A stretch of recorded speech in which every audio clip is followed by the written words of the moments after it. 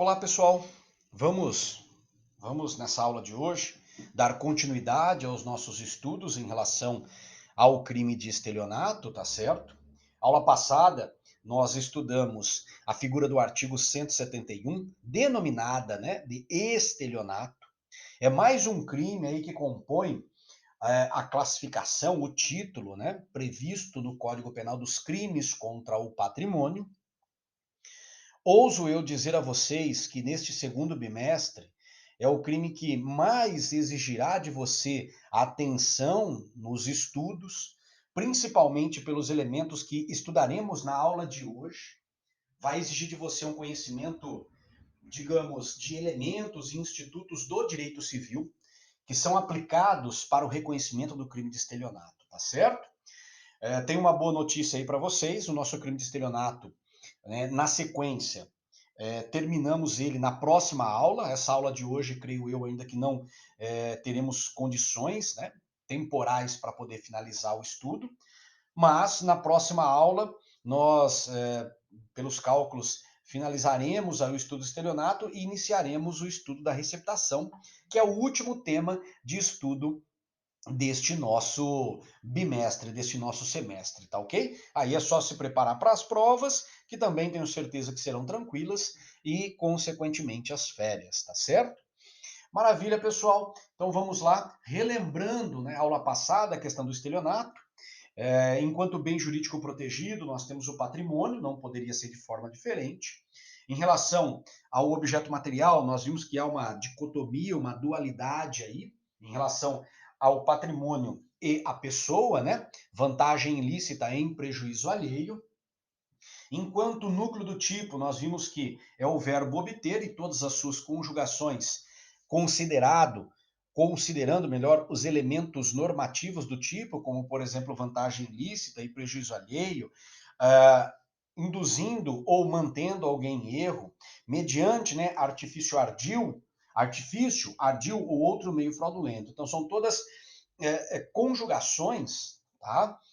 Levando em consideração o núcleo obter, a conduta, que formam a conduta do nosso crime de estelionato, tá certo? Em relação aos sujeitos, nós temos dois sujeitos, nós temos o sujeito ativo, qualquer pessoa, sujeito passivo também, e algumas colocações que nós vimos em relação à questão do princípio da especialidade, enquanto elemento subjetivo, nós vimos a questão do dolo, e por fim, enquanto momento consumativo, justamente o binômio, vantagem ilícita em prejuízo alheio. Crime material,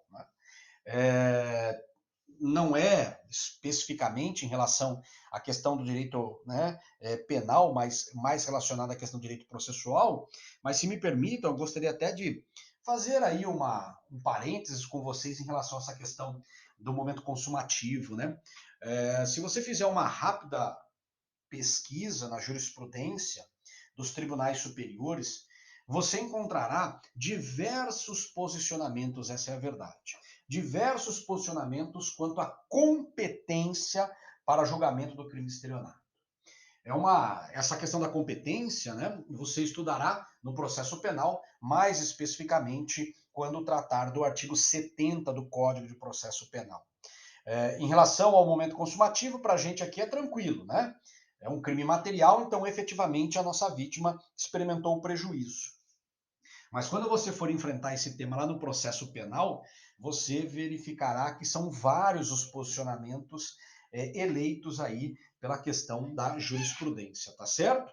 Nós vimos ali até algumas discussões, em relação também à questão da conjugação com a falsificação de documento. Várias ponderações em torno do estelionato. E basicamente chegamos então no início da aula de hoje, que é a questão da figura privilegiada, tá bom? Prevista no parágrafo 1º do artigo 171 do Código Penal. Então, fazendo a leitura do artigo 171, parágrafo 1º do Código Penal, diz o seguinte: se o criminoso é primário e é de pequeno valor o prejuízo, o juiz pode aplicar a pena conforme o disposto no artigo 155, parágrafo 2º. Só lembrando aí, antes da gente seguir, né, o artigo 155, parágrafo 2º, na verdade, ele nos apresenta a regra do furto privilegiado, tá certo? Né, chama até a sua atenção aí, né? Lembra o furto privilegiado. O furto privilegiado lá nós tínhamos basicamente três consequências, né? Não sei se você se recorda. Basicamente, a substituição da pena de reclusão pela detenção, a diminuição da pena ou então a possibilidade da substituição da pena de reclusão, no caso, a pena privativa de liberdade, por pena de multa, tá certo? Essas eram as consequências. Basicamente, as consequências, né, da regra trazida pelo parágrafo 1º são as mesmas quando se fala na questão do estelionato. Mas o que vai mudar na questão do estelionato? São justamente a qualidade desses requisitos. Vamos dar uma olhadinha aí que você vai entender o que eu estou querendo dizer. O artigo 171, parágrafo 1º, como você vê aí em destaque, em vermelho, diz o seguinte, ó, se o criminoso é primário. Então, a primariedade é o primeiro dos requisitos para que possamos aplicar, né, esta figura privilegiada ao artigo 171, estelionato. A primariedade, como você bem sabe, é uma concepção que nós obtemos ela, né, através de um raciocínio negativo em relação à reincidência. Significa dizer que o nosso Código Penal, lá nos seus artigos 63 e 64, nos apresenta o significado do que é a reincidência. Logo, a primariedade será, né, toda a condição, né, contrária à reincidência. Falando de uma forma mais clara, se ele não for considerado reincidente, necessariamente ele será considerado primário, tá certo? Maravilha. Então, este é o primeiro requisito. Segundo requisito, pequeno prejuízo. Uma concepção aí deste pequeno prejuízo. E aqui, pessoal, daqui a pouco você vai entender, né? Aqui eu peço que você preste bastante atenção, porque nós temos uma distinção em relação aos requisitos lá do artigo 155, parágrafo 2º, tá? Bom, vamos entender o que é pequeno prejuízo. O valor é aferido até um salário mínimo vigente à época dos fatos, tá certo? Maravilha. Esses são os dois requisitos. Agora, pergunto, né? Perceberam a diferença entre o furto privilegiado e o estelionato? Vamos lá, ó. Pequeno valor a coisa furtada. Quando a gente fala no furto privilegiado. Pequeno valor o prejuízo. Olha que coisa interessante aqui, né? A distinção que nós temos em relação ao segundo requisito, né? Esse segundo requisito feito pela norma penal. No nosso artigo 171, parágrafo 1º, e agora falando de uma forma diferente, né? A lei se refere a pequeno prejuízo. Já quando fala na questão do furto privilegiado, fala em pequeno valor a coisa furtada. Essa distinção, tá, pessoal? E assim, na prática, ela não, na verdade, ela não demonstra muita importância. Essa diferença está justamente na teoria, tá?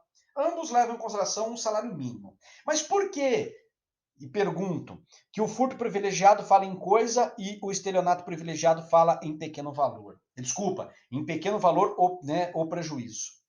Não sei se você se lembra, né? Quando a gente fala da questão do furto, nós falamos em coisa alheia móvel. Então, por isso que o pequeno valor tem que ser em relação à coisa.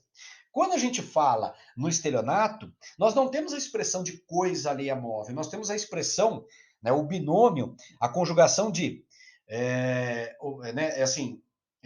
obter para si ou para outrem, né? Vantagem ilícita em prejuízo alheio.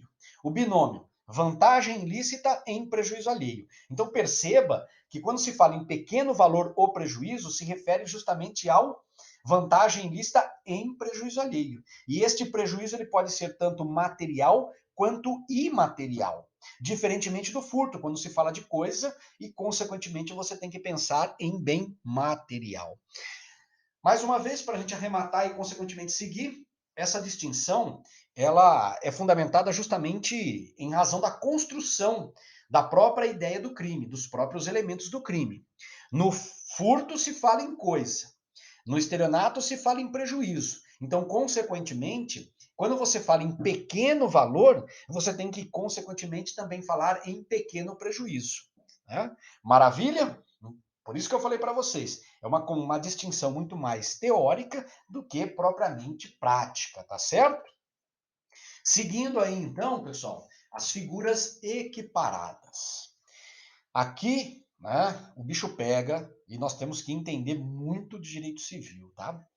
Antes da gente seguir, só queria chamar a tua atenção o seguinte.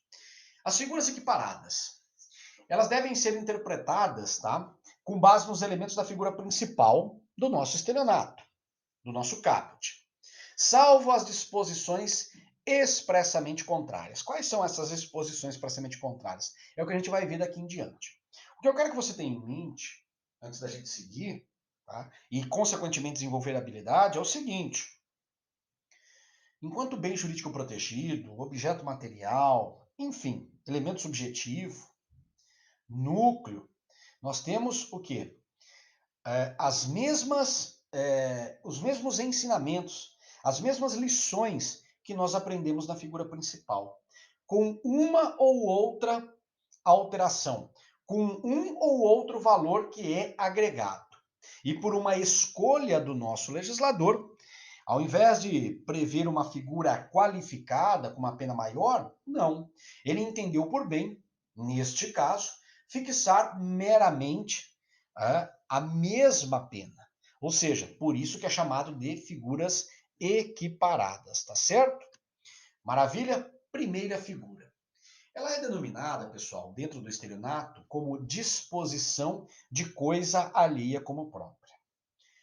Ela vem, desenhada da seguinte forma: nas mesmas penas incorre quem vende, permuta, dá em pagamento, em locação ou em garantia, coisa alheia como própria. Aqui, percebam que nós já temos, enquanto valor agregado aí, o uso da expressão coisa alheia. Então, já restringimos a ideia do objeto material a um bem material. E qual que é, digamos, a conduta neste caso específica, né? Qual é a conduta dessa nossa figura equiparada? É você vender, por exemplo, para usar o primeiro núcleo, né? É você vender algo que pertence a outra pessoa e no momento da venda você se passar como um legítimo proprietário. Quer estelionato mais clássico do que este? Quando você vende algo que pertence a outra pessoa e para o coitado do comprador, para a coitada da vítima, né? Você se passa como fosse o legítimo proprietário. Coisa interessante isso, não? E a questão da permuta, dar em pagamento, são outras formas também que a gente vai ver aqui na sequência, tá? Núcleo do tipo. Então, primeiro, né, nós temos o verbo vender. São vários núcleos. E perceba, sai de cena o verbo obter e entra em cena os núcleos que nós estudaremos daqui em diante, tá certo? O primeiro núcleo é o verbo vender, que é a transferência do domínio de uma coisa mediante o pagamento de um preço. Esse texto aí, tá, pessoal? E eu fiz a leitura para vocês, por quê? É o texto do artigo 481 do Código Civil, que é justamente a concepção dada pela lei civil ao significado de vender. Vender é uma instituição, o ato de vender é uma instituição estudada no direito civil. É a transferência do domínio, ou seja, da propriedade, que o cidadão faz tendo por objetivo o pagamento de um preço fixado por ele. Olha, este meu veículo vale 50 mil reais. Então, aquele que me dar os 50 mil reais, eu entrego bem. Então o quê? Uma transferência de domínio sobre o carro, mediante o pagamento de um preço. Qual é este preço? O valor de 50 mil reais. Perguntinha básica. A afirmação de compromisso de compra e venda poderá ser tipificado nesta figura equiparada, né?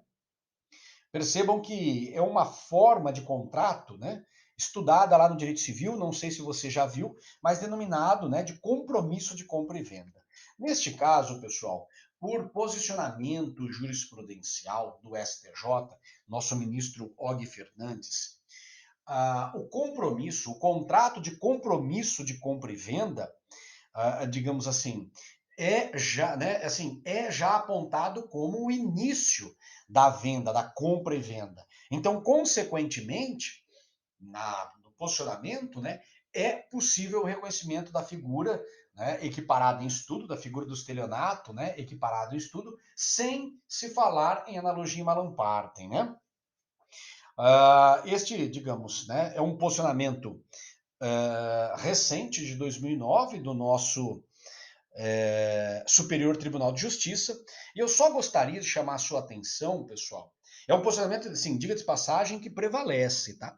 Eu só gostaria de chamar a sua atenção por uma decisão, né, do nosso Tribunal de Justiça, do nosso desembargador, relator Marino Falcão, que reconheceu o posicionamento contrário, falando que o compromisso de compra e venda não pode ser equiparado a um contrato de compra e venda, tá?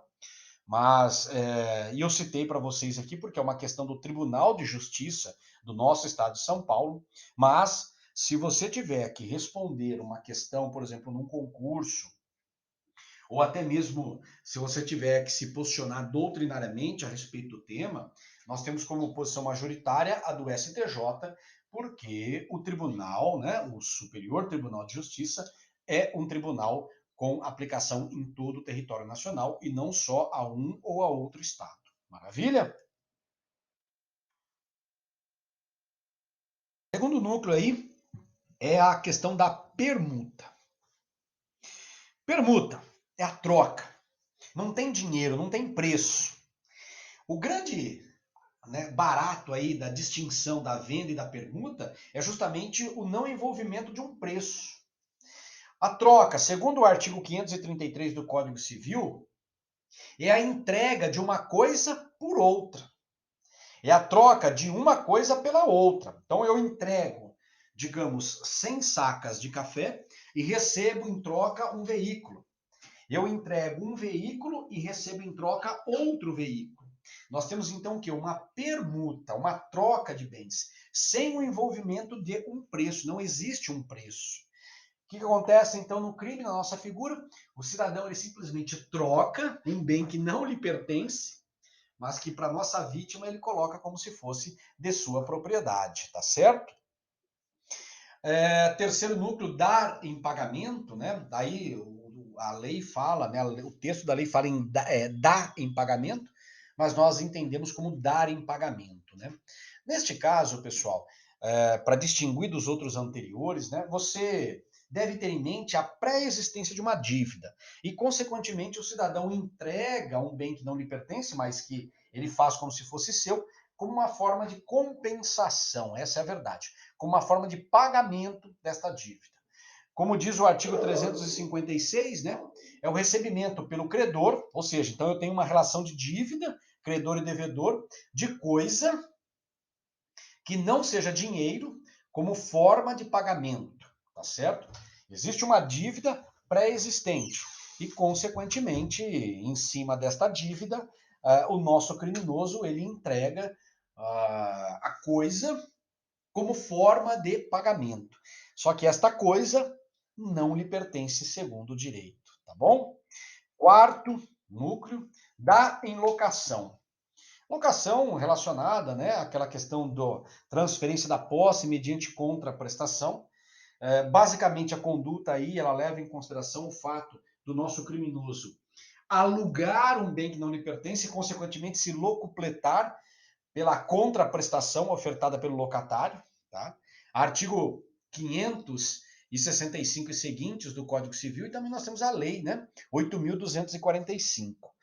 Nada mais é do que a transferência por tempo determinado ou indeterminado, seja ele, do uso e gozo, é a questão da posse, mediante uma contraprestação para ficarmos aí no texto da lei, tá certo? Maravilha. O quinto, né, núcleo e último deles, dá em garantia.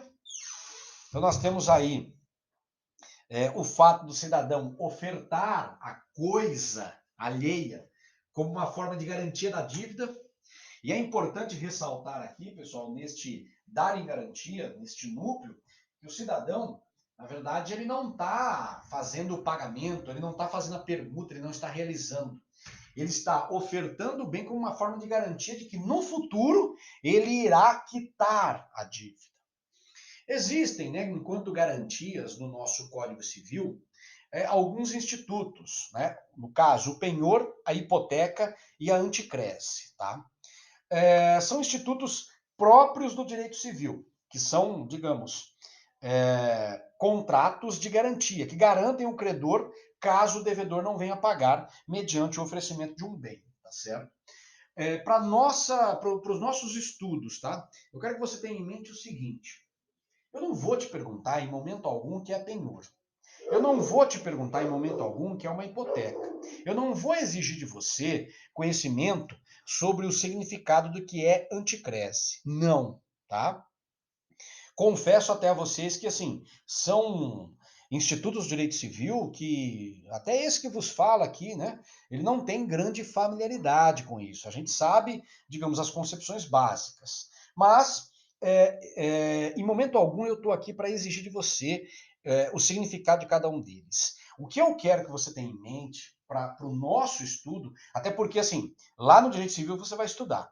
Então, para os nossos estudos de direito penal, o que eu quero que você tenha em mente é a seguinte informação: o penhor, a anticrese e a hipoteca são elementos normativos, objetos materiais do crime de estelionato, segundo o artigo 171, parágrafo 2º, inciso 1. É isso que eu quero, tá? Então, quando eu falo em penhor, se eu der algo que não me pertence, uma coisa que não me pertence, em penhor, eu estarei praticando o crime de estelionato na figura equiparada? Sim. Se eu der em hipoteca coisa que não me pertence, eu estarei praticando o crime de estelionato segundo o artigo 171, parágrafo 2º, inciso 1? Sim. É isso, é essa informação que eu quero que você tenha em mente, tá? Para o nosso curso, isso basta. Sujeito passivo do crime, né? Ainda nessa primeira figura. Normalmente aí, pessoal, né? Nós teremos aí duas figuras, quais sejam. Assim, eu digo enquanto vítima mesmo, tá? Vamos lá, ó. Sujeito passivo. Estou falando para você do sujeito passivo, de vítima. É uma característica interessante pelo seguinte: geralmente eu vou ter o quê? Duas pessoas, né? Essa é a verdade.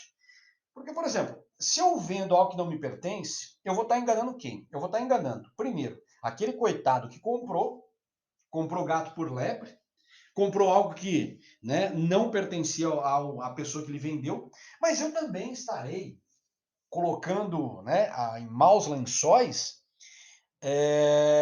o legítimo proprietário, porque ele não abriu mão do bem. Relato a vocês aí circunstância que acontecia muito, principalmente nas feiras de rolo, né? Essas feiras de rolo de veículos. O cidadão, o que ele fazia? Tá? O que ele faz? Tomar muito cuidado com isso, é uma conduta muito aplicada, né?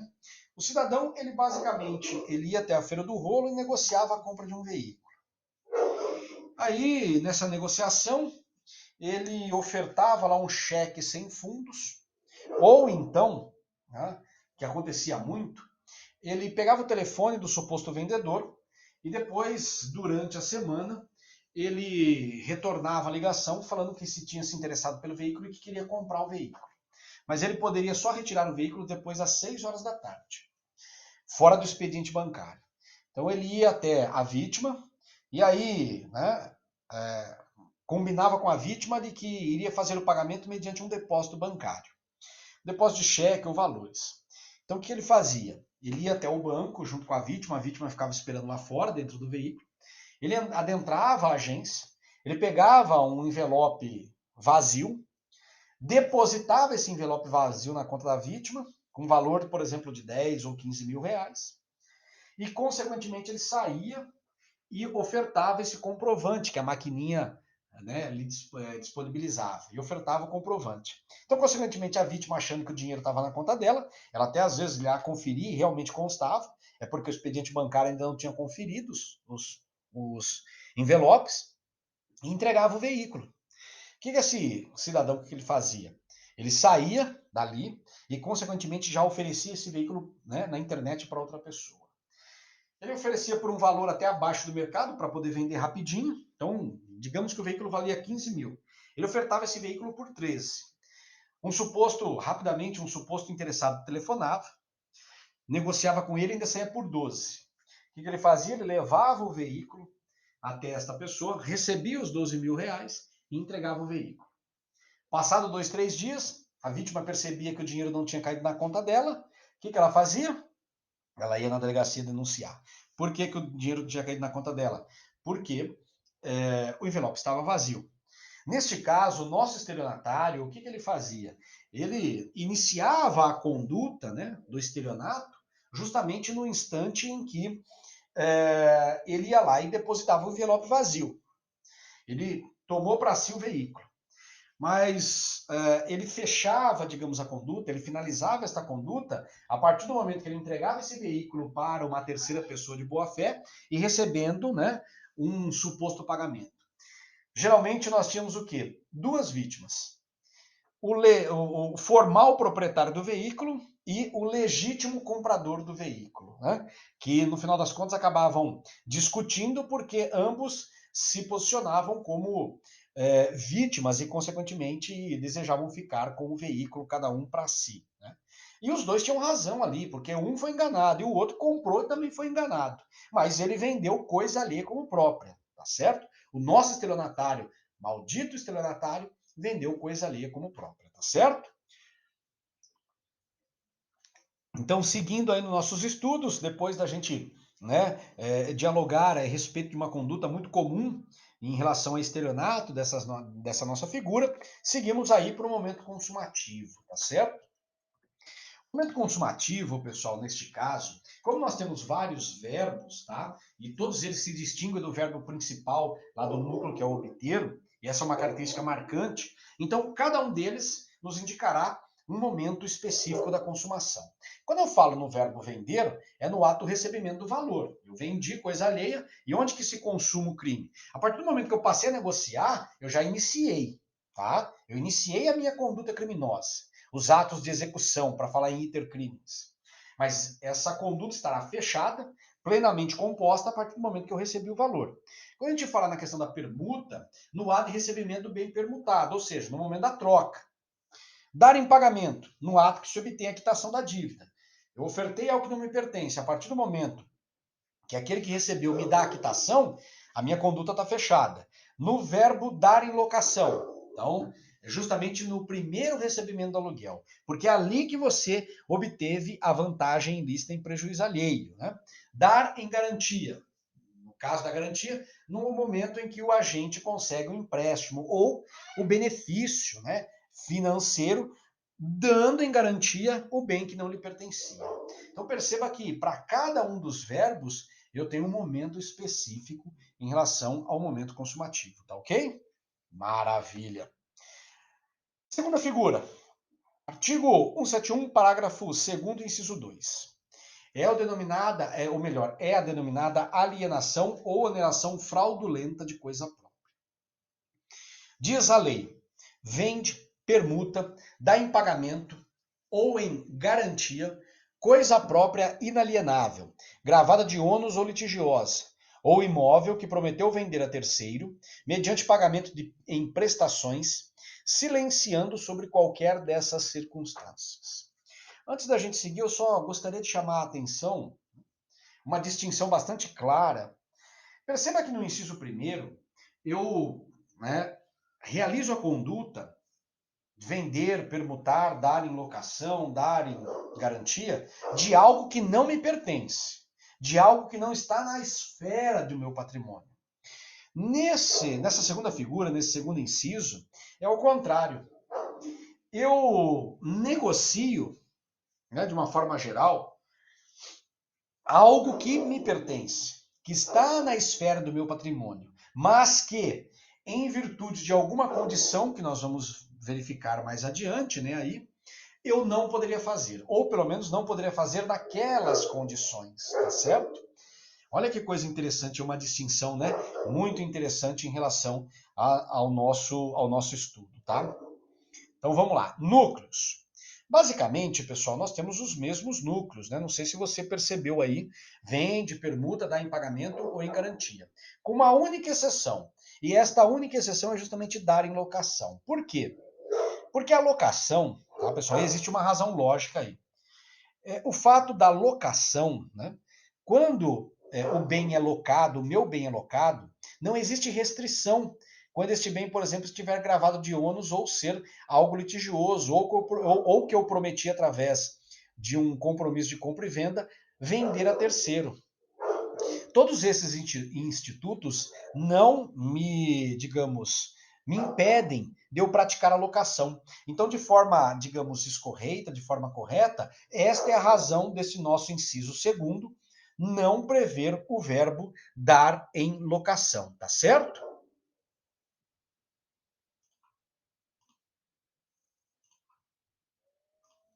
Retomando aí, então, né, falamos da questão para vocês aí do dar em locação e as razões de estar excluída aí este núcleo, né, de estar excluído este núcleo dos nossos estudos, da nossa figura em estudo.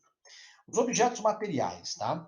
Este também é um, digamos, né, é um ponto alto aí do estudo desta figura equiparada, porque nós temos uma alteração, né, em relação à figura principal.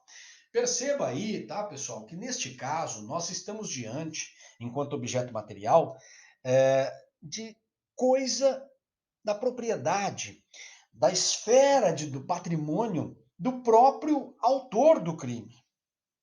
A distinção, né, que eu até anteriormente tinha dito, o que faz, né, a distinção desta segunda figura em relação ao inciso primeiro. Lá no inciso primeiro, a coisa é de outrem. Neste inciso segundo, a coisa é própria, tá certo? E aí a questão das espécies, né? Coisa própria inalienável. Então existem aí, pessoal, algumas razões, algumas cláusulas, tá? Que são dispostas em alguns contratos, em algumas negociações, onde torna a coisa inalienável. Isso significa dizer o quê? Que o bem não pode ser vendido. É de sua propriedade, mas você não pode vender este bem, tá certo? Esta é a razão. Quando se fala na inalienabilidade, se fala na impossibilidade do proprietário, do legítimo proprietário, poder vender. Essa, como eu coloquei para vocês aí, né, é uma disposição legal ou por convenção. Legal, quando a lei impõe. Por convenção, quando as partes acordam, né? Um exemplo clássico que nós temos aí é o fato, por exemplo, do pai fazer a doação, e é totalmente possível isso, né? Os pais, ou o pai, ou a mãe, fazer doação de um bem para o filho. E nesta doação ele coloca a cláusula de inalienabilidade. Significa dizer que, neste caso, o filho, embora tendo a propriedade do bem, ele não poderá vender este bem, tá certo? Coisa própria gravada de ônus. Esta questão do ônus, pessoal, é um gravame, podemos assim dizer, né? É uma obrigação, né? Acho que essa é a palavra mais simples que a gente pode usar em relação à questão do ônus, né? É uma obrigação que é inerente ao bem e que, uma vez, né, presente, torna, pelo menos, né, inicialmente, torna aí o bem indisponível, né, impossibilitado de ser vendido, de ser permutado, de ser dado em pagamento ou em garantia. Os exemplos clássicos que nós temos enquanto direito civil é a questão do usufruto, que vem lá no artigo 1390, e a questão do uso, né, no artigo 1412 do Código Civil, tá certo? Então são dois institutos aí que representam uma obrigação vinculada ao bem, tá? E que deve ser respeitada, que impossibilita a prática da venda, da permuta. Coisa própria litigiosa. Esta coisa própria litigiosa, pessoal, o litígio aí, né, que é o grande é a grande informação que nós temos que extrair desta figura, deste objeto material do crime, leva em consideração o fato do bem estar sendo discutido, pleiteado, junto ao Poder Judiciário. Existe ali uma ação onde se discute, por exemplo, a posse daquele bem, onde se discute a própria propriedade daquele bem. Então, o fato do bem estar sob a sua imediata propriedade ou da sua imediata posse ou detenção, né, mas não lhe dá a possibilidade, não lhe permite fazer a venda deste bem, a permuta deste bem, quando existir uma ação, por exemplo, de reivindicação em curso no Poder Judiciário. As razões, né, são justamente para evitar que a pessoa que compra este bem lá na frente não venha sofrer um prejuízo caso, por exemplo, na ação de reivindicação, esta ação tenha sido julgada procedente, tá certo? Porque se ela foi julgada procedente, necessariamente aquela pessoa que lhe vendeu perdeu a posse desse bem, perdeu a propriedade deste bem. Então nós teremos o quê? Um total imbróglio. Então, para evitar isso daí, é que fica justamente a questão do crime tipificado em estudo. E por fim aí, né, imóvel que prometeu vender a terceiro mediante pagamento em prestações. Eu acho que esta figura, pelo menos no inciso segundo aí, é a mais simples, tá? É a mais fácil de estudar. Imagine você que é proprietário de um terreno ou então de um sítio e você negocia a venda deste em parcelas, né? Dono de uma incorporadora, por exemplo, você, né? E você então acorda a venda deste bem com uma outra pessoa mediante o pagamento em parcelas. 20 vezes, 25 vezes, 80 vezes, 92 vezes, enfim, a quantidade de vezes que constar no contrato. E ao final, então, lógico, né? Ao final do pagamento há então a efetiva transmissão da propriedade. Maravilha. O que acontece? Você vende, depois de algum tempo, né? Você vende este bem que você, né, digamos, prometeu passar após a finalização do pagamento das prestações a uma outra pessoa. Vende o mesmo bem a duas ou três pessoas. Este é um problema também, né, muito recorrente, né, que a gente encontra aí na sociedade, né? Existem alguns espertalhões que eles oferecem em venda, né, estelionatários, bens imóveis, né, de sua propriedade, para quatro, cinco, seis pessoas. E essas pessoas, acreditando serem legítimas compradoras, né, futuras, né, proprietárias, acabam realizando o contrato e pagando, né, para este cidadão. Tá bom? Olha, ó, trata-se de bem imóvel sobre o qual recai o compromisso de compra e venda, né? Colocamos aí atenção, ó. Nesta última figura, somente o bem imóvel poderá ser objeto material do crime. Eu tinha esquecido, né? Até de destacar isso daí. A letra da lei é específica em dizer que somente nos casos de bem imóvel, tá bom? Se você tratar, no caso aqui de bem imóvel, né? Então você vender, permutar bem imóvel que prometeu vender a terceiro mediante pagamento em prestações, não é que o fato estará impune, mas você responde pela figura principal, né, do artigo 171 e não pela figura em estudo, tá certo? É uma questão de tipificação esta nossa colocação. Perguntinha básica, ó, e qual o meio de execução empregado nesta figura? O meio, né, de execução, o meio utilizado para distinguir da figura principal, que não é mais o artifício, o ardil ou outro meio fraudulento, é justamente o silêncio sobre qualquer destas circunstâncias. E aqui, pessoal, tem uma coisa interessante, tá? Que leva em consideração a descaracterização do crime em estudo. O crime, ele só ocorrerá através de um meio de execução. Qual é este meio? O silêncio. Significa dizer o seguinte: o cara que vende, o nosso criminoso que vende, permuta, dá em pagamento ou em garantia, não fala nada para a nossa vítima em relação ao quê? A ser uma coisa inalienável. Não fala nada para a nossa vítima em relação a estar gravada de ônus, a ser uma figura, uma propriedade, né, litigiosa, ou um imóvel que prometeu a vender a outra pessoa. Se por um acaso o nosso, entre aspas, criminoso expressamente notificar, cientificar a outra parte acerca dessas circunstâncias, o fato será atípico. Então, se você quer correr o risco de comprar algo que está sendo objeto de litígio na esfera civil, o problema é teu. Se eu estou falando para você que existe, quem te vendeu, a pessoa que te vendeu, não responde pelo crime. Se eu estou cientificando você que eu não posso vender este bem e você mesmo assim deseja comprá-lo, entre aspas, né, comprá-lo né? No sentido aí figurado, porque é um negócio totalmente inválido, nulo, né? Eu não posso responder pelo crime de estelionato. Eu só irei responder pelo crime de estelionato se houver o silêncio em relação a essas melhor circunstâncias, tá ok? Então é meio de execução. E mais uma vez quero destacar a você como está em vermelho. É o único meio de execução para a prática deste nosso crime em estudo.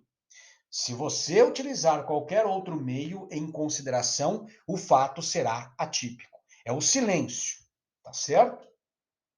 Perguntinha boa de prova aí também, ó. Anotações em registros públicos, matrícula do imóvel, excluem o crime?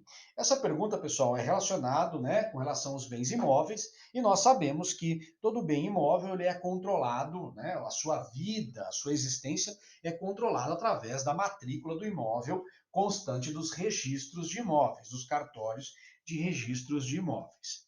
A pergunta aqui que se faz é o seguinte: se há lá na certidão da matrícula, na matrícula do imóvel, a anotação de que aquele bem foi dado, como foi gravado de um ônus, se o nosso vendedor silenciar, ele estará respondendo pelo crime, considerando que o nosso comprador, a nossa potencial vítima, poderia simplesmente, até deveria, né, ir até o cartório e, consequentemente, verificar se existia algo do gênero? Neste caso, pessoal, a resposta, tá? Ela é não. Ela é negativa. O que significa dizer? Ainda, tá? Ainda que, digamos, as circunstâncias estejam cadastradas, registradas junto à certidão da matrícula, junto à matrícula do imóvel, o fato do nosso criminoso silenciar quanto a elas não obsta a caracterização do crime. O que significa dizer é o seguinte, falando, né, de uma outra forma. A certidão da matrícula, a matrícula, ela está ali para qualquer um consultar.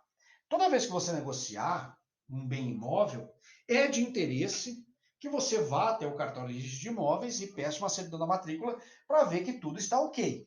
Ponto. Maravilha. Mas, se você não fizer isso, se por algum descuido, não significa dizer que você não merecerá, tá? Não merecerá a tutela penal, não merecerá ser protegido pela tutela penal em estudo. Tá ok? Maravilha. Terceira figura. Defraudação de penhor. Né?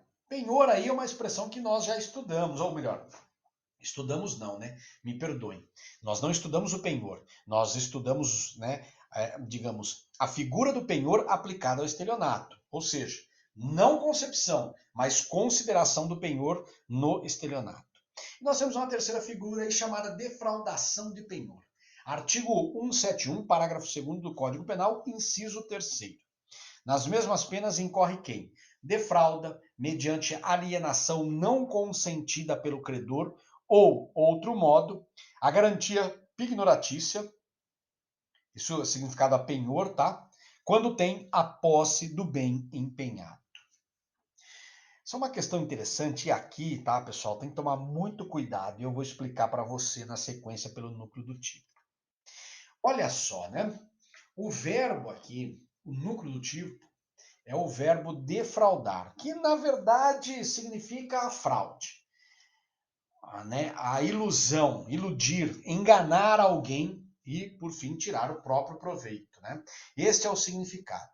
Mas veja bem, ó, o meio, né? Defraudar. Mas defrauda o quê? Mediante alienação não consentida pelo credor ou de outro modo, a garantia pignoratícia quando tem a posse do bem empenhado. Essa é uma característica própria dessa figura, tá? O crime só estará tipificado quando, embora você tenha dado o bem em penhor, você mantém a posse deste bem empenhado. Aí eu te pergunto, quando isso acontece? Nós vamos justamente para o objeto, né? O objeto material. Quando isto acontece? Quando o bem penhorado pertence né, digamos, na posse, né, do nosso criminoso. Artigo 1431, parágrafo único do Código Civil. Olha lá o que diz. Ó. No penhor rural industrial, mercantil e de veículos, as coisas empenhadas, e aí está gravado, ó, continuam em poder do devedor, que as deve guardar e conservar.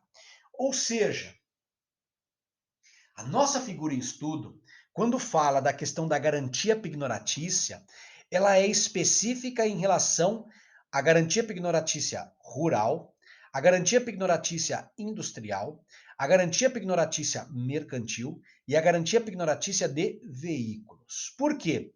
Porque, segundo o artigo 1431, parágrafo único do Código Civil, nestes casos, os bens dados em garantia continuam em poder do devedor. Nos demais casos, este bem dado em garantia passa para a posse do credor. Então, consequentemente, se esses bens passam para a posse do credor, não há que se falar no crime em estudo, tá certo? Guardem esta informação, ela é muito importante. Somente, vou falar mais uma vez, somente a garantia pignoratícia, o penhor rural, industrial, mercantil e de veículos é que são objetos materiais do crime em estudo. Por quê? Porque nesses casos o bem continua, dado em garantia, continua em poder do devedor. Caso contrário, não, tá certo? Maravilha, vamos continuar o nosso estudo aqui com uma perguntinha básica. Ó. O crime em estudo tem aplicação somente nos casos de garantia pignoratícia em que o bem continua em poder do devedor? Isso é para te lembrar daquele sábado à noite quando você estiver estudando direito penal. Sim, né? Acabei de falar a você. Tá? É só naqueles casos do artigo 1431, parágrafo único do Código Civil. Tá? Nos demais casos, não. O exemplo, o veículo dado em garantia pignoratícia pelo devedor, sendo que ele acaba vendendo a terceiro sem o consentimento do credor. E por que ele vende? Porque a posse do bem continuou na sua esfera de disponibilidade. Certo?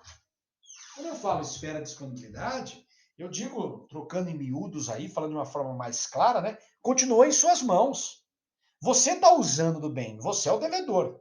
Deu em garantia pignoratícia, mas continua usando o bem. Tá? Olha aí a atenção que eu coloco ao teu lado direito. Ó. Na modalidade de penhor previsto no caput, a coisa dada em garantia é transferida ao credor. Logo, não será objeto do crime em estudo. E esse slide aqui é para você lembrar, tá? Essa pergunta. É para você lembrar do que eu estou falando, para você entender o que eu estou dizendo. Sujeitos do crime. Tá bom? Sujeito ativo, o crime será o sujeito ativo, o criminoso, é o devedor. E, consequentemente, se eu falo em devedor enquanto autor do crime, eu tenho que falar necessariamente em credor enquanto vítima do crime, tá certo? É uma conta matemática aqui. Maravilha? Credor e devedor. Credor, vítima, autor, credor, vítima, devedor, autor. Tá bom? Quarta figura, fraude na entrega de coisa. Essa também é uma figura fácil de estudar. Né? Não é uma figura difícil, não. Vamos fazer a leitura aí, tá certo? Ó, nas mesmas penas incorre quem? Defrauda substância, qualidade ou quantidade de coisa que deve entregar a alguém. Defrauda substância, olha que coisa interessante. Qualidade ou quantidade? Então, quer dizer, vai defraudar a substância em sua qualidade, vai defraudar a substância em sua quantidade. Mas de coisa, e não de imóvel, mas coisa, que deve entregar a alguém. Vamos entender essa figura, que é simples, né?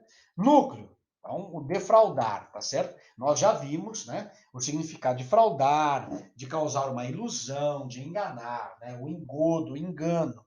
Você vai enganar uma pessoa entregando coisa, né, em quantidade ou qualidade diversa daquela que deveria.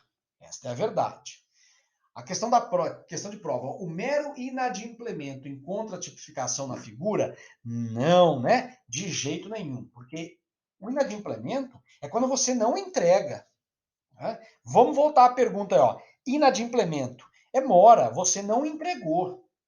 Tá? Ah, mas professor, não pode ser crime? Pode, mas outro, não que a gente está estudando. Porque o nosso crime estudo, você criminoso entregou a coisa. Só que você entregou em quantidade ou em qualidade diferente daquela que foi acordada inicialmente. Tá? Objeto material do crime em estudo. Né? Aí nós temos um negócio jurídico. Por que o negócio jurídico aí? Bom, se eu sou obrigado a entregar a você alguma coisa, né, e consequentemente entrego em qualidade ou quantidade diversa, é porque existe um contrato entre a gente. Existe um negócio jurídico entre a gente, não é verdade? É por isso que o Kleber Masson nos ensina, né? Que pressupõe a existência de um negócio jurídico envolvendo duas partes. Eu tenho um sujeito responsável pela entrega do objeto material que, de forma fraudulenta, modifica na sua qualidade ou quantidade e entrega a seguir à vítima. Eu comprei, né, um bem pela internet de qualidade A. Só que quando eu entrego este bem, desculpa, quando eu recebo, né, porque eu comprei, quando eu recebo este bem que eu comprei pela internet de qualidade A e recebo o bem na minha casa de qualidade E, lá embaixo, eu sou vítima do crime em estudo. Opa, peraí, eu comprei aqui um produto da melhor qualidade. Não é aquele Xing Ling. Mas quando o entregador chega na minha casa para me passar este produto, esta coisa, eu verifico que, na verdade, é um bem sem nenhuma qualidade, é um bem cuja resistência do material é totalmente inócua, nada parecido com aquilo que eu comprei. Acabei de ser vítima do crime de estelionato da figura em estudo. Né? A entrega de coisa defraudada a título gratuito configurará o crime em estudo? Aqui, pessoal, olha que coisa interessante, olha, né, a maldade desta pergunta. No slide anterior, nós falamos em negócio jurídico. Tá aqui, ó, gravadinho. Então, há o quê? Digamos, uma contraprestação. Eu comprei, recebo. E quando alguém te promete algo gratuito? Olha, eu vou te presentear com isso. Então, ele fala que vai te presentear com, por exemplo, um tênis da Nike. Né? Aí, quando você recebe o presente, você abre, é aquele tênis, né, da Nike Paraguai. Nike Made in China. Aquela coisa, né, toda costurada errada, com aquela sola toda dura, né, sem nenhuma qualidade. Você pode dizer que a pessoa que lhe presenteou praticou o crime em estudo? Neste caso, pessoal, e aí é o nosso Fernando Capês que coloca, né? Olha, como você não teve dano patrimonial, e esta é a verdade, porque foi um presente, mesmo que ele te prometeu algo bem melhor e te deu gato por lebre, né? Então, né, não há que se falar o crime em estudo, né? Então você fez um favor lá pro cara, o cara te promete lá um litro de uísque como um presente, tá? Você não tá cobrando nada do cara. Um litro de uísque, um Chivas. Aí o cara chega lá com um litro de Chivas, agora que você vai ver o produto que tá dentro é aquele porcaria, aquele chá com álcool, né?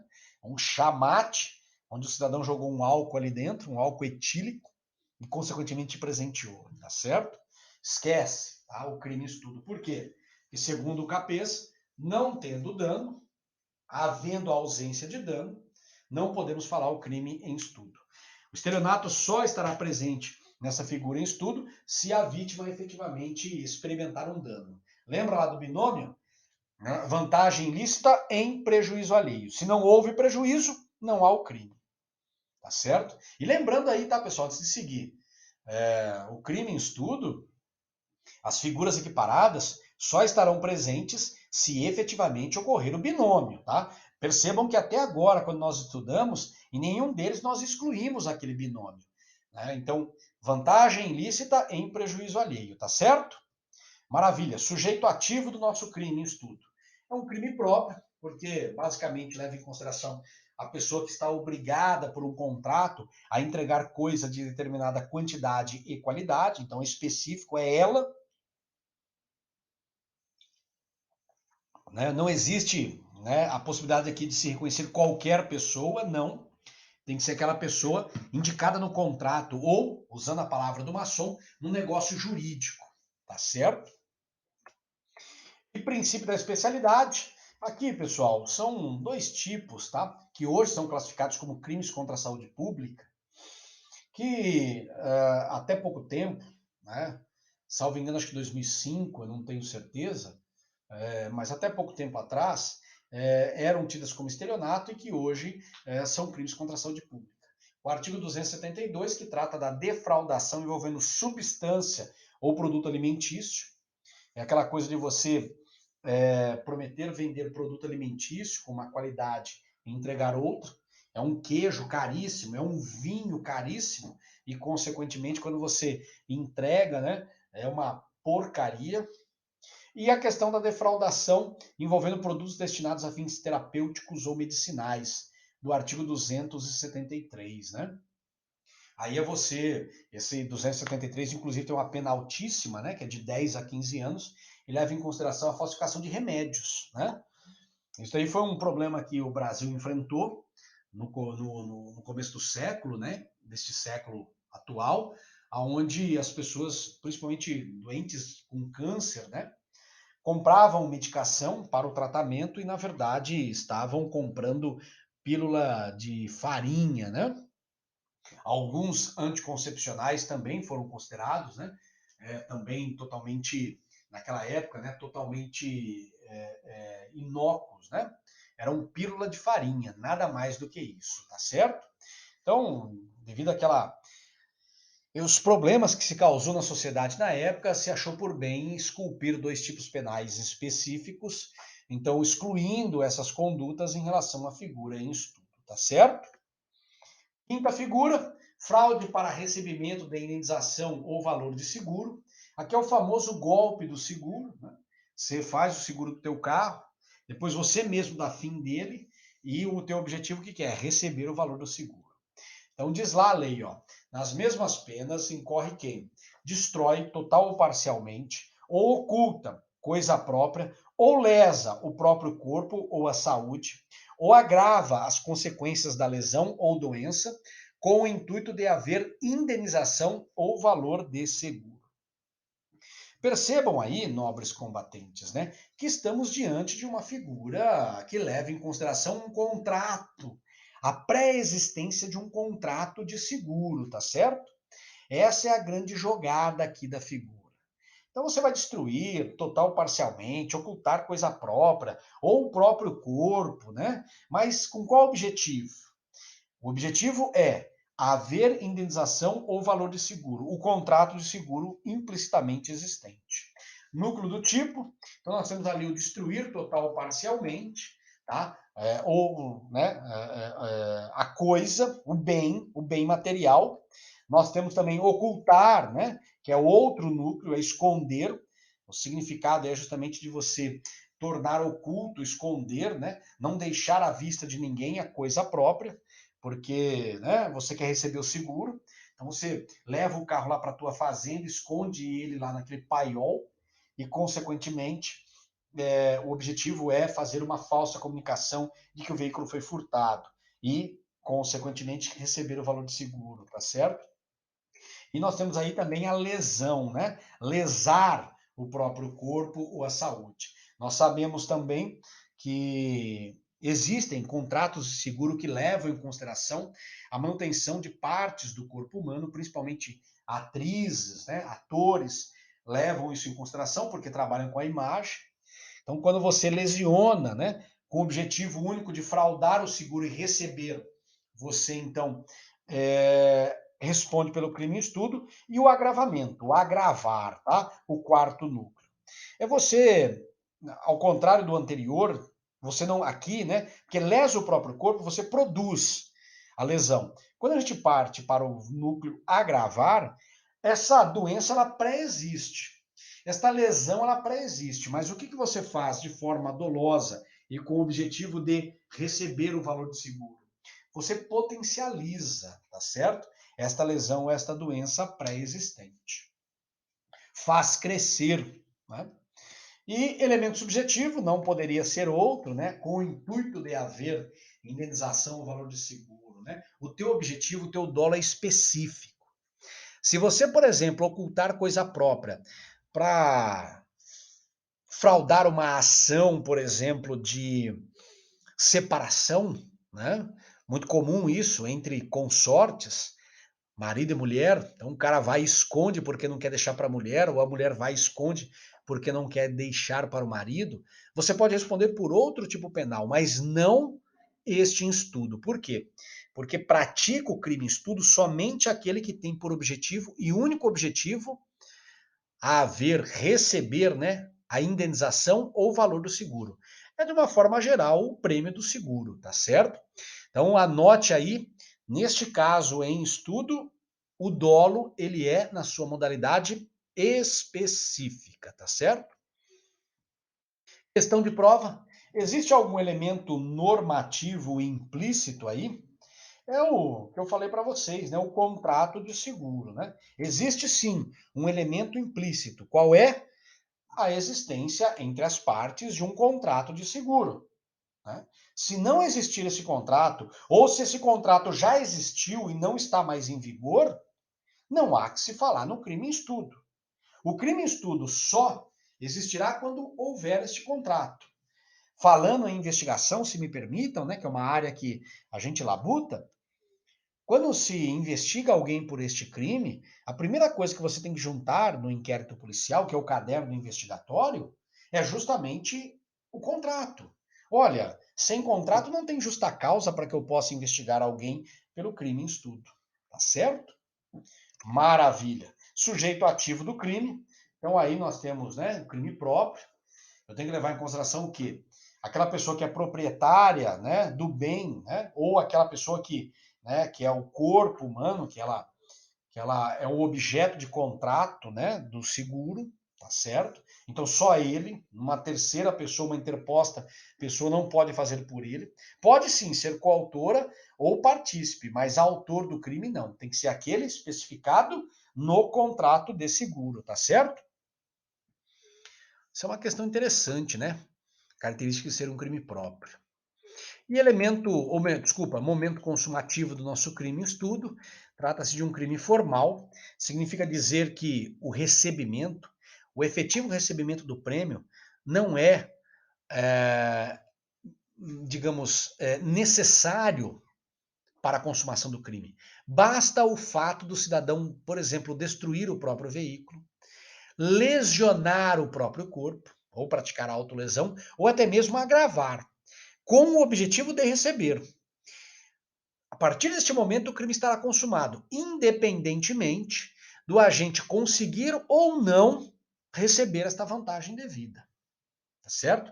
Este prêmio do seguro. Isso daí não é condição para a consumação do crime, tá certo? É isso que eu quero dizer a vocês. É um ato de exaurimento? Sem sombra de dúvidas. É um ato de exaurimento, mas não é um ato de consumação. A consumação estará na prática da conduta de destruir ou na prática da conduta, por exemplo, de lesionar ou agravar. Sexta figura. Esta sexta figura, ela é muito interessante no nosso estudo, esta é a verdade.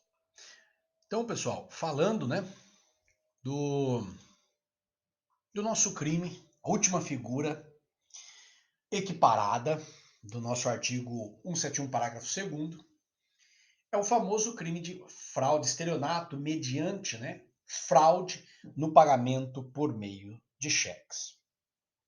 Ouso dizer a você que esta sexta figura é a mais popular das figuras equiparadas que nós encontramos no parágrafo 2º.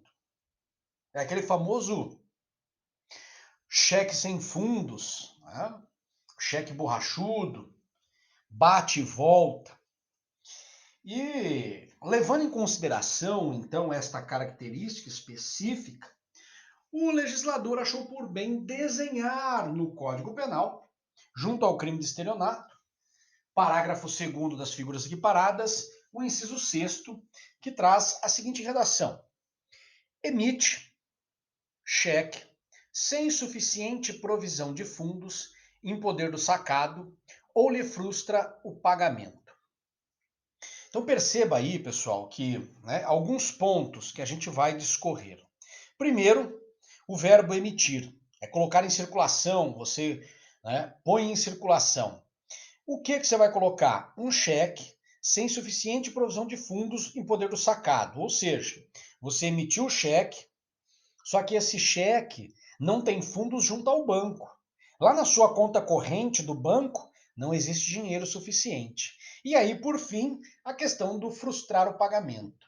Você emite o cheque, há provisão de fundos lá na sua conta corrente, entretanto, antes que esse cheque caia, você vai e dolosamente, a gente vai ver isso, frustra esse pagamento. Então vamos entender aí esta sexta figura, né? Buscando uma concepção para o que deve se entender enquanto conduta, enquanto ação criminosa, né? É aquilo que eu acabei de relacionar a vocês. O nosso criminoso ele busca enganar o coitado do recebedor, do tomador do cheque, fazendo, né, com que ele acredite que aquele cheque tem fundos, que aquele cheque terá pagamento junto ao banco, que é uma ordem de pagamento quando for imposta, né, ao banco sacado que tenha fundos. É uma forma de você então enganar uma pessoa. Se é uma forma de você enganar uma pessoa, consequentemente é uma forma de você praticar o estelionato, a fraude em estudo, tá certo? Serão condutas, né, tipificadas no caput e não neste parágrafo segundo inciso. Essas colocações que eu faço a vocês é o seguinte: são todas condutas que envolvem o cheque, tá? Mas que não encontram tipificação no crime estudo. Ah, mas professor, a conduta será atípica? Não. A conduta encontrará aplicação, punição junto ao caput e não no crime estudo. Olha o primeiro exemplo, ó. Agente que se fazendo passar pelo titular da conta, assina e entrega o cheque a terceiros. Esse é um crime de estelionato. Mas é um crime de estelionato que encontrará tipificação no caput e não aqui. Por quê? Quem assinou o cheque não é o titular da conta. Segundo exemplo, ó, segunda conduta, agente que entrega a outra em cheque de sua titularidade, mas cuja conta corrente está encerrada. Mais uma vez, estamos diante de um crime de estelionato previsto no caput, e não no crime em estudo. Significa dizer que, para o crime em estudo, a conta corrente ela tem que estar aberta, em perfeito funcionamento. E, por fim, o agente que fraudulentamente constitui conta corrente e emite cheques que não serão pagos. Nesse caso aqui, pessoal, desde o início, na constituição da conta corrente, você já tinha o objetivo de aplicar golpes. É aquele famoso, né? Come e corre. O cidadão ele constitui a conta e desde o início ele já sabe que ele não tem dinheiro, pega o talão de cheques e sai no comércio, emitindo cheques para todo mundo. E efetivamente ele sabe, né, desde o início que não teria condições de pagar. Neste caso, o crime em estudo, né, ou melhor, o crime em consideração será tipificado no caput e não no parágrafo 2º, tá certo? Inciso 6º. Significa dizer o quê? Que para o crime em estudo, pensando de uma forma diferente, né? Quem assina o cheque tem que ser o titular da conta, a conta não pode estar encerrada e, quando você constituiu a conta, você estava de boa fé. Após a constituição da conta, é que você passou a agir de má fé e, consequentemente, emitir os cheques sem fundos, tá certo? Objeto material não poderia ser diferente, já está pulando na sua cabecinha aí o cheque. O cheque, regulamentado, né, uma ordem de pagamento, é um título de crédito, regulamentado pela Lei 7.357 de 85, tá certo?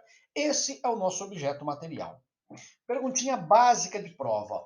O cheque pós-datado, que popularmente é conhecido como pré-datado, poderá ser objeto material do crime estudo? É aquela coisa, né? Bom para, aí você põe daqui 30 dias o cheque. Esse cheque pode ser considerado para o crime estudo como objeto material? E aí, pessoal, por posicionamento jurisprudencial do nosso Superior Tribunal de Justiça, a resposta é negativa. O nosso ministro, Arnaldo Esteves Lima, julgando em 2009 um recurso de habeas corpus, ele se posicionou no sentido de que não é possível, nos casos de cheque emitido como garantia de dívida, amoldar esta conduta, no caso do cheque não ter fundos depois do prazo, né, na figura em estudo, tá certo? Por quê? O fundamento dele aí, pessoal, é que a conduta de se emitir um cheque como garantia estará fraudando né, estará tergiversando a real, digamos, natureza jurídica do cheque. Porque o cheque, enquanto natureza jurídica, é uma ordem de pagamento à vista. Ou seja, naquele exato momento, o cidadão pega o cheque, vai até o banco e pega o dinheiro. Então, a partir do momento que eu estou desvirtuando esta característica do cheque, porque ele não é uma forma de garantia, que deveria ser uma nota promissória e não um cheque, eu então perco, tá, a possibilidade, tá, a perda da possibilidade de tipificar o caso na figura equiparada em estudo. Você poderia me perguntar, professor, mas eu não poderia pensar na figura principal? Pode, mas não na figura em estudo, tá certo? Núcleo do tipo, verbo emitir. Esse é o primeiro, que nós temos dois. Temos aí também o frustrar, tá? Quem emite, coloca em circulação o cheque. O cheque não estava em circulação e você coloca em circulação esse cheque, tá certo? Você, né, tira do seu talãozinho, destaca e entrega a uma outra pessoa. A partir do momento que você entrega a outra pessoa, você, né, emitiu o cheque, tá certo? Olha aí, ó, no momento em que o agente coloca o cheque em circulação, já não existe a quantia respectiva em sua conta. Esta é uma característica do verbo emitir. E o frustrar, tá certo? É o mesmo que anular, é o mesmo que frustrar, né? É o mesmo que impedir que este cheque, que esta ordem de pagamento à vista, venha a ser descontada. É uma questão interessante, né? Até para distinguir do emitir, que no momento que o agente emitiu o cheque para a figura do verbo frustrar, existia dinheiro. No momento em que o agente colocou o cheque em circulação, existia dinheiro. Mas o nosso autor, o nosso titular da conta, antes que a vítima pudesse ir ao banco e descontar este cheque, depositar este cheque, o que ele faz? Ele vai lá no banco e, né, por exemplo, saca todo o valor. Ou então, vai lá no banco e dá uma ordem de sustação desse cheque, sustando o cheque, impedindo que esse cheque seja descontado, tá certo? Então, olha que coisa interessante. No emitir, desde o início não tem o dinheiro na conta. No frustrar, no início existia dinheiro na conta, mas, posteriormente, antes de haver a compensação do cheque, eu vou e dou um jeito desse cheque não ser descontado na minha conta corrente. Perguntinha básica de prova: e se o agente frustrar o pagamento do cheque a fim de evitar um prejuízo? Haverá o crime? Isso acontece muito, pessoal, nos desacordos comerciais, né? Então, eu emiti um cheque como forma de pagamento por um serviço prestado. O cidadão sai da minha casa, porque ele prestou o serviço lá, por exemplo, e 5 minutos depois eu percebo que existe um defeito nessa prestação. Mantenho contato com o cidadão e ele simplesmente não vai, né? Não retorna para sanar este prejuízo, para sanar esta imperfeição no serviço prestado. O que eu faço? Corro no banco e susto esse cheque, porque afinal de contas o serviço não foi prestado a contento. Esse cidadão que frustra o pagamento pode responder pelo crime em estudo? E a verdade, pessoal, é que, né, não há esta possibilidade, e isso é um posicionamento jurisprudencial já pacífico, segundo a súmula 246 do Supremo Tribunal Federal, tá certo? Diz lá a súmula, ó, comprovado não ter havido fraude, não se configura o crime de emissão de cheque sem fundos. Ou seja, se o agente susta o cheque por conta de um desacordo comercial, como por exemplo, né, a prestação do serviço não foi a contento, não há que se falar no crime, tá bom? Não há que se falar no crime em estudo, esta é a realidade. Mais uma questãozinha básica de prova, o agente que endossa um cheque pagável à pessoa nomeada. Perceba, endossamento. Que não sabe possuir fundos, responderá pelo crime em estudo? Esta é uma resposta também, tá, pessoal? Dividida, né, na nossa doutrina, na nossa jurisprudência, tá? Eu, na minha singela opinião, né, me posiciono no sentido de não haver o crime, com os nossos doutrinadores Damásio Evangelista de Jesus e Kleber Masson. Por quê? Olha, quem endossa não emite. Quem endossa não frustra. Consequentemente, Se eu entender o endossamento, o verbo endossar, como algo parecido com emitir ou frustrar, estarei incorrendo na analogia em Malam-Partem, esta é a verdade. O endossamento, só para que você entenda, né, é justamente o instituto jurídico através do qual o cidadão repassa a uma terceira pessoa um título de crédito. Eu recebi o cheque como uma forma de pagamento para mim, o serviço que eu prestei. O que eu faço? Ao invés de eu ir no banco e sacar, eu estou devendo também para uma outra pessoa. Então eu vou e repasso o cheque para ele. E eu, então, assim, lá no cheque, né, como existe o meu nome, que é uma ordem de pagamento específica para mim, o que eu faço? No verso dele eu vou e endosso. Transfiro este cheque para uma interposta pessoa, para outra pessoa. Poxa, eu não sabia que esse cheque estava sem fundos. Ou então, se eu sabia, eu até posso saber, mas não fui eu que emiti o cheque. Não fui eu que frustrei o pagamento do cheque. Consequentemente, como posso eu ser autor do crime em estudo, tá certo? Da nossa figura equiparada. Já o Nelson Hungria e o Magalhães Noronha, eles ensinavam que o endosso poderia ser equiparado a uma nova emissão, tá? Logo, o endossador está ciente da ausência de fundos, então, consequentemente, poderia responder pelo crime. O que prevalece hoje? O posicionamento, né, da analogia em Malam-Partem, da impossibilidade do crime em estudo, tá certo? Até mesmo por uma questão de princípio da taxatividade, enfim. É o que prevalece e que, na minha singela opinião, é o melhor posicionamento aí, tá certo? Sujeito ativo do nosso crime, olha que coisa interessante, é o titular da conta, né? Não poderia ser diferente, é um crime próprio, porque se fala em emitir os cheques, como nós vimos, se eu assino o cheque de uma terceira pessoa, eu não respondo pelo crime estudo, respondo pelo caput, mas não pelo crime estudo. Então, logo, o nosso criminoso não pode ser outro a não ser o titular da conta. Elemento subjetivo, aqui também tem uma questão interessante, né? A vontade de emitir o cheque, sabendo não haver fundos. Isso é no verbo emitir, lembram? Desde o início, quando eu faço a emissão, não há fundos. Eu sei disso. Agora, quando eu passo para o verbo frustrar, eu, né, externo o crime, pratico o crime, justamente no sentido de desejar impedir o seu regular pagamento.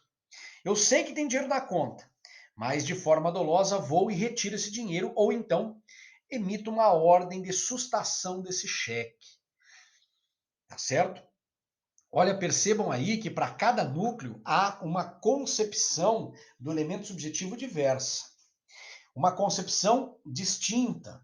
No verbo emitir, eu tenho que saber que não tem dinheiro. No verbo frustrar, eu sei que tem dinheiro, mas não quero que esse cheque seja compensado de acordo com aquele dinheiro, tá bom? Perguntinha básica, ó. Cometerá o crime em estudo o agente que, sabendo não ter fundos, emite cheque acreditando ser capaz de honrá-lo antes de sua compensação? E aqui é uma pergunta específica no verbo emitir. Quando eu estou emitindo, eu sei que não existe fundos, mas eu, digamos, estou com o dinheiro no meu bolso. Ou então, né, existe programado uma transferência para minha conta. E eu acredito então que o cheque, quando for compensado, esse valor compensará. Existe crime no fato analisado? A resposta aí, pessoal, tá? É negativa, tá? Aí é uma questão de, né, de acreditar fielmente que você arcará com o pagamento daquele cheque. Olha, agora não tem dinheiro na minha conta, mas eu saindo daqui, eu vou passar ali na loja que o cara tá me devendo uma grana, eu vou pegar esse dinheiro e vou até o banco depositar. Então, a hora que você for descontar o cheque, perfeitamente haverá dinheiro na minha conta. Eu cheguei lá na loja e o cara simplesmente some e não me paga. O cara vai, deposita o cheque volta sem fundos. Quando eu emiti os cheques, eu acreditava fielmente que eu teria fundos na minha conta corrente, o que não aconteceu, tá? O Kleber Masson coloca, ó, ainda que venha o título de crédito a ser devolvido por insuficiência de fundos, o fato será atípico em face da vontade, da ausência da vontade de fraudar, ou seja, a ausência de elemento subjetivo para o crime. É importante citar a você aí também a impossibilidade da modalidade culposa no crime em estudo, tá certo? Tá no elemento de atenção aí do seu lado direito. Momento consumativo do crime. Essa tem uma discussão jurisprudencial interessantíssima, inclusive com súmulas, tá? Em que momento? No momento que ele emite o cheque? No momento que ele, né, corre por banco? Em que momento se consuma? E é pacífico tal entendimento, pessoal, junto à jurisprudência, de que a consumação do crime ocorre no exato instante em que o banco recebe aquele cheque e nega o pagamento por falta de provisão de fundos ou por uma questão de sustação desse cheque. Momento distinto, não devo considerar como consumação e sim tentativa, tá certo? E olha aí que eu coloquei ao final, ó, nunca no momento em que entra em circulação. Então, se eu emitir o cheque, o máximo que eu posso falar ali, dependendo do caso, tá? Que daqui a pouco a gente vai discutir isso, dependendo do caso, eu posso falar no máximo numa tentativa aí, mas nunca numa consumação. A consumação se dá no exato momento onde o banco nega o pagamento, o desconto. Questãozinha básica. A configuração do crime em estudo exige que o cheque sem fundos seja apresentado por duas vezes? As alíneas 11 e 12? Não, tá? Pessoal, é assim, a questão das alíneas 11 e 12 é uma questão administrativa. Banco Central não tem nada a ver com crime. Até porque o próprio texto da lei não fala da necessidade de uma dupla apresentação, tá certo? Então, não há que se falar na necessidade. Só na linha 11, a primeira apresentação, se for o caso, pode ser considerado crime em estudo. O pagamento do cheque antes do recebimento da denúncia exclui o crime? Existe aqui, pessoal, um posicionamento jurisprudencial, tá? Que cria, a verdade é essa, cria uma causa de extinção da punibilidade. O Supremo Tribunal Federal, e esta é a verdade, a resposta é sim. Por quê? O Supremo Tribunal Federal, através da súmula 554, editou o seguinte posicionamento: o pagamento do cheque antes do recebimento da denúncia retira a justa causa para a ação penal. Ou seja, na minha singela opinião, é uma causa de extinção da punibilidade criada através de um posicionamento jurisprudencial. Se retira a justa causa, tá certo que a justa causa é uma concepção meramente processual e não material, mas o que, na verdade, estamos, é diante da impossibilidade de julgamento em virtude do crime desaparecer. Se o crime desapareceu, é porque ocorreu uma extinção da punibilidade. Merece, aí eu coloquei até a vocês aí uma crítica, né, críticas doutrinárias, que se fazem em relação a este posicionamento do STF, porque transforma o direito penal como um canal, uma via de cobrança de dívida, algo que é nefasto, porque você não pode usar uma disciplina do direito, como o direito penal é taxativo, né, como é a última ratio, considerada a última ratio, digamos, a disciplina mais drástica em relação aos bens juridicamente protegidos, né, como uma forma de mero garoto de cobrança, tá certo? Merece aplausos aí o Kleber Masson. Aí, mais uma perguntinha de prova aí, ó. A emissão de cheque sem fundos para pagamento de dívida anteriormente existente constitui o crime em estudo? Aqui também a resposta é negativa, pessoal. Posicionamento do STJ. Basicamente, a razão, o fundamento é o seguinte: como que eu posso falar em prejuízo se o tomador do cheque, o recebedor do cheque, ele já estava com prejuízo anteriormente? Se a dívida pré-existia, se essa dívida já vinha se arrastando por, digamos, 12 meses, um ano, e o cidadão, acuado pelo credor, acaba emitindo um cheque que ele sabe que está sem fundos, qual foi o prejuízo que ele causou para o credor? Nenhum. Esse prejuízo já existia. Se esse prejuízo já existia, o crime em estudo não poderá ser considerado, tá bom? Mais uma perguntinha aí, ó. Comete o crime em estudo o agente que emite cheque no valor correspondente ao seu limite do cheque especial? O cidadão não tem nada na conta, mas ele tem um limite no cheque especial de R$ 2.000. O que o titular da conta faz? Emite um cheque, coloque em circulação um cheque no valor exato de R$ 2.000. Comete o crime em estudo? De forma alguma, né? Por quê? Porque o cheque será compensado pelo banco. Ah, mas não tem, assim, não tem dinheiro lá na conta. Pouco importa. Mas através do contrato que o titular, né, da conta corrente com o banco tem, que é justamente um contrato de cheque especial, né, é perfeitamente possível, né, esta figura, tá certo? Esta figura que eu digo assim, emissão do cheque sem considerá-lo sem fundos, porque o banco está ali para compensar, tá bom? Perguntinha também, ó. O agente que paga dívida de jogo com cheque sem fundos será responsabilizado pelo crime em estudo? Aqui, pessoal, uma perguntinha, né, bastante capciosa aí, por quê? A pergunta, né, ela leva você a refletir sobre a obrigação de pagar uma dívida de jogo.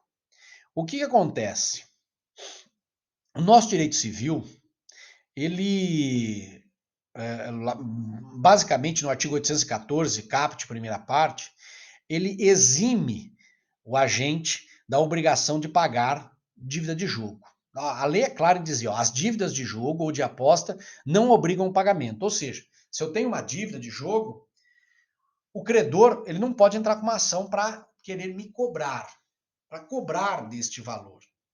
Esta é a verdade.